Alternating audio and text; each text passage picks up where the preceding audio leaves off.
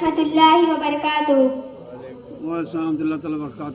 वालेकुम अस्सलाम व रहमतुल्लाहि व बरकातुहू। क्या मैं आपसे कुछ दीनी सवाल कर सकती हूँ? जी बेशक। गुस्ल के फराइज बयान फरमाएं। गुस्ल के 3 फराइज हैं। पहला, कुल्ली इस तरह से कीजिए कि मुंह के अंदर के हिस्से जैसे दांत और उनके बीच की झिर्रियां, जड़ जबान और उसकी करवटें, मसूड़े हलक की जड़ तक पानी बह जाए। दूसरा, नाक के दोनों नथनों जहां तक नर्म जगह है वहां तक पानी को सांस के साथ ऊपर चढ़ाइए। तीसरा, सिर के बालों से पांव के तलवों तक जिस्म के हर हिस्से, हर रोंगटे पर पानी बह जाना फर्ज है। गुस्ल का सुन्नत तरीका बयान फरमाएं। नियत करना, हाथ धोना, वजू करना, पूरे बदन पर पानी बहाना, दाहिने कंधे पर पानी बहाना, बाएं कंधे पर पानी बहाना, पूरे बदन पर पानी बहाना, पाँव धोना, पूरे बदन पर हाथ फेरना।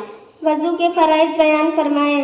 वजू के 4 फराइज हैं। पहला, पेशानी के बाल से टुड्डी तक, एक कान की लौ से दूसरी कान की लौ तक मुंह धोना, दोनों हाथों को कोहनियों समेत धोना। चौथाई, सर का मसा करना, दोनों पैर को गट्टों समेत एक बार धोना। याद रहे, बाल के बराबर अगर कोई जगह छूट गई तो वजू नहीं होगा। वजू का बेहतरीन तरीका बयान फरमाएं। वजू शुरू करने से पहले बिस्मिल्लाह पढ़ें और दिल में वजू करने की नियत करें और दोनों हाथों को कलाइयों समेत धोएं और मुंह में पानी डालें, अच्छे से घुमाएं और थूक दें या 3 बार करें। नाक में पानी डालें और हल्का झटका देकर साफ करें।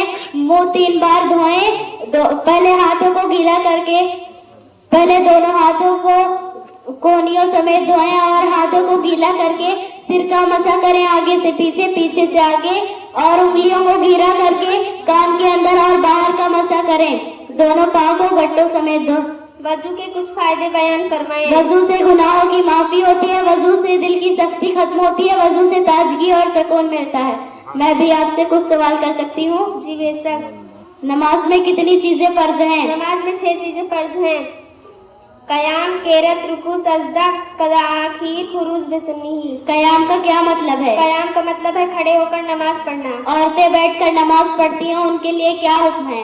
औरतों को भी खड़े होकर नमाज पढ़ने का हुक्म है। फर्ज और वाजिब कितनी नमाजें बगैर उर्ज के बैठकर पढ़ चुकी हैं, उनकी कज़ा पढ़ें और तौबा करें। क्या नफल नमाज भी खड़े होकर पढ़ना जरूरी है? नहीं, नमाज नफल खड़े होकर पढ़ना जरूरी नहीं है। बगैर उर्ज के भी नमाज नफल बैठकर पढ़ना जायज है। केरत का क्या मतलब है? केरत का मतलब है कुरान मजीद पढ़ना। अस्सलाम वालेकुम।